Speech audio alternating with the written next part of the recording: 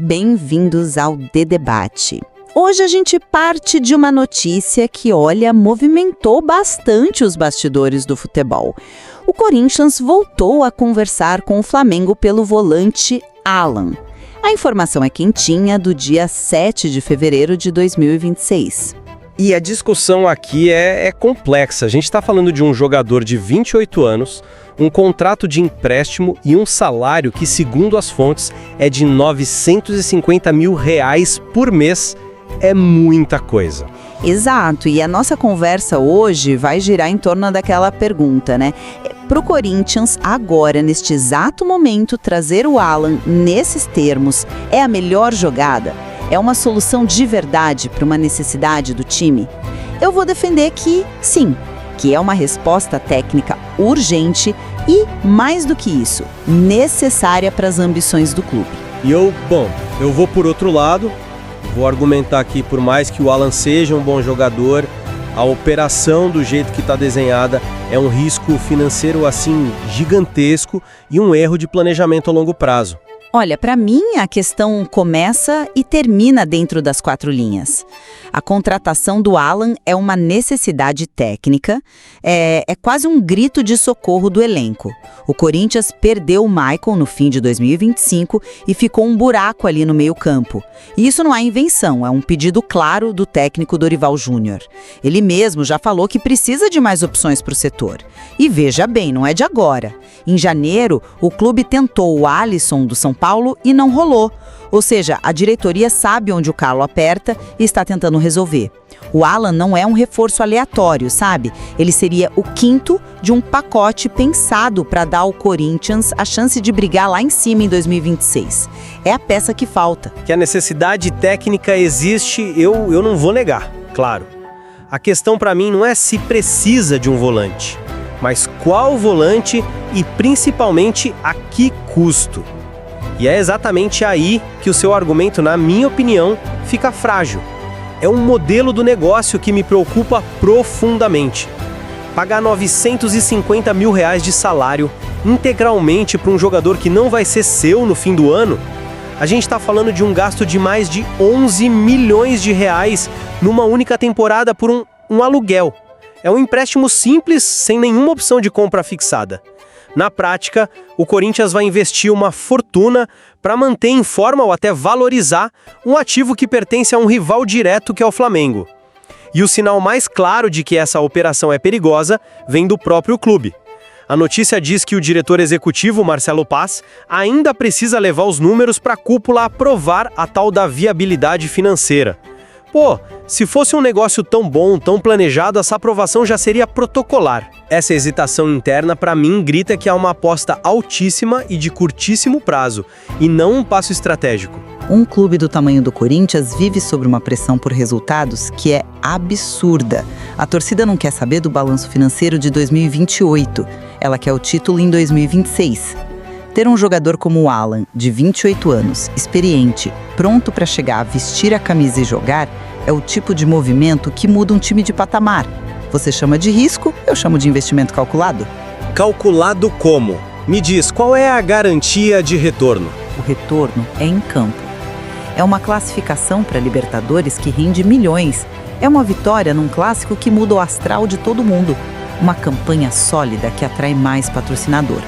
Futebol, no fim do dia, se paga com resultado. E para ter resultado, você precisa de jogador de alto nível.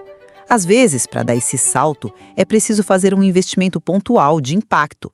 Não dá para esperar que uma solução barata ou um menino da base resolva um problema que exige um especialista. E o Alan é esse especialista. Peraí. Essa sua lógica de gastar para ganhar é a mesmíssima lógica que quebrou dezenas de clubes no Brasil. A urgência não pode ser um cheque em branco para a imprudência. É um raciocínio perigoso. O dinheiro que seria gasto no salário do Alan em um ano, ele poderia, por exemplo, ser usado para contratar um jogador indefinido, um atleta com potencial de revenda, ou melhor ainda, para resolver problemas dentro de casa. O caso do lateral Fabrício Angileri, que está na matéria, é o exemplo perfeito. Ele jogou bem na temporada passada e ainda está com um futuro incerto, sem contrato para 2026.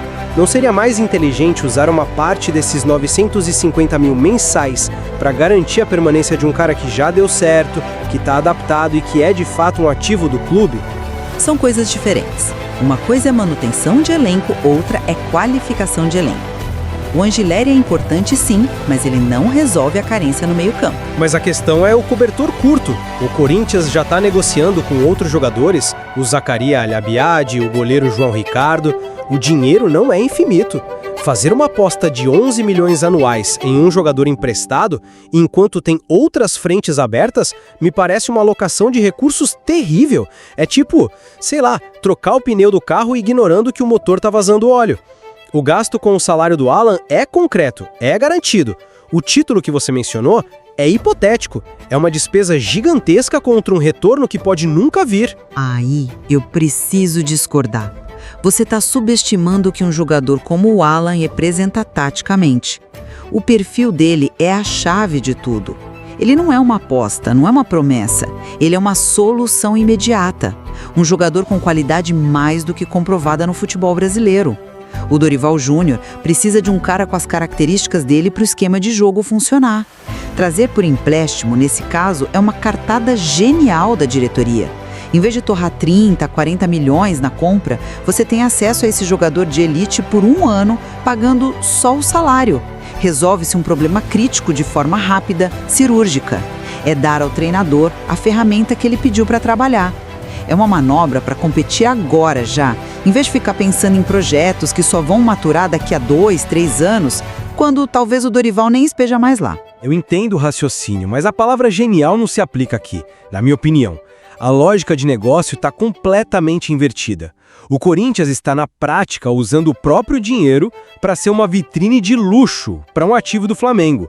E no final do ano, o que acontece? O Corinthians gastou uma fortuna, o Alan volta para o Flamengo, talvez até mais valorizado por uma boa temporada, e o problema na posição de volante no Corinthians continua exatamente o mesmo. O clube não construiu nada, sai de mãos abanando. É como se você alugar uma mansão por 1 ano, pagando um aluguel exorbitante, você curte o luxo por um tempo, mas no fim do contrato você tem que sair e continua sem ter onde morar. Não seria mais inteligente usar essa grana para dar entrada no imóvel próprio, mesmo que menor? Essa analogia da casa é boa, mas ela ignora uma variável fundamental no futebol: o tempo. O futebol vive de temporadas, de ciclos curtos. Um título em 2026 vale mais do que qualquer ativo que você possa ter em 2028. Ninguém ergue taça com um planejamento de longo prazo no papel. Ergue com um time bom em campo. E a chegada do Alan tem que ser vista no contexto do que já foi feito. A diretoria já reforçou a zaga com o Gabriel Paulista, a lateral com o Pedro Milans, o ataque com o Caio César. O meio-campo era o setor que faltava. Trazer um nome de peso como o Alan é o arremate, é o passo final para entregar um elenco completo e equilibrado nas mãos do treinador. É a consolidação de um projeto de curto prazo que visa colher frutos agora. Espera aí, mas essa narrativa de peça final do quebra-cabeça não bate com os fatos que o próprio material nos apresenta. Se fosse algo tão planejado, por que essa necessidade de uma reunião de última hora para avaliar a viabilidade financeira? O fato de o Marcelo Paz, que é o executivo, precisar se reunir com o presidente Osmar Stabile para discutir os números, me sugere justamente o contrário. Não parece uma decisão proativa, e sim reativa. Parece que surgiu uma oportunidade de mercado e o clube agora está correndo para ver se o orçamento, que já parece esticado, aguenta o tranco. Mas isso não é um sinal de desorganização? Pelo contrário, é um sinal de governança, de responsabilidade. O diretor de futebol negocia os termos técnicos e depois leva para a aprovação financeira. É assim que uma empresa séria funciona. Eu vejo diferente. Para mim, isso mostra que a operação não estava no orçamento inicial. Se estivesse, o limite de gasto já estaria aprovado. Essa reunião é para decidir se vale a pena quebrar o cofrinho por uma oportunidade que apareceu. E isso não soa como a peça final de um plano, mas sim como uma jogada de cassino, de altíssimo risco, que pode desequilibrar as finanças do clube por completo. É uma aposta que, se der errado, pode custar muito mais do que só os salários do Alan. Pode comprometer a capacidade de investimento do clube para os próximos anos. No fim das contas, a minha posição é clara. Futebol de alto rendimento exige investimentos de alto impacto. O custo do Alan é alto, sim, eu reconheço, mas é um custo justificável pela necessidade técnica imediata do time, pela qualidade que ele agrega e pela urgência de dar ao Dorival Júnior um elenco capaz de brigar por títulos. É uma aposta consciente para buscar a glória esportiva agora, em 2026. E para fechar meu raciocínio, eu insisto que, embora o benefício em campo a curto prazo seja inegável, os termos desse acordo são um veneno para a saúde financeira e estratégica do clube. Pagar um salário dessa magnitude por um jogador que não é seu e que ainda por cima pertence a um adversário, questiona a sustentabilidade e a visão de futuro do Corinthians. É o imediatismo falando muito mais alto que a razão. Uma escolha que pode trazer um alívio momentâneo, mas uma dor de cabeça muito maior lá na frente. Fica evidente que essa discussão expõe a tensão mais clássica da gestão do futebol brasileiro, né? Aquela corda bamba entre a pressão da torcida por resultados para ontem e a necessidade de construir um clube financeiramente sólido. São dois pratos muito difíceis de equilibrar. Exatamente. E a decisão final da diretoria do Corinthians sobre contratar ou não o Alan vai ser um sinalizador muito forte de qual lado dessa balança está pesando mais lá no clube nesse momento. Sem dúvida, é um caso que ainda vai dar muito o que falar e que revela, sim, as complexidades de se administrar um gigante do nosso futebol.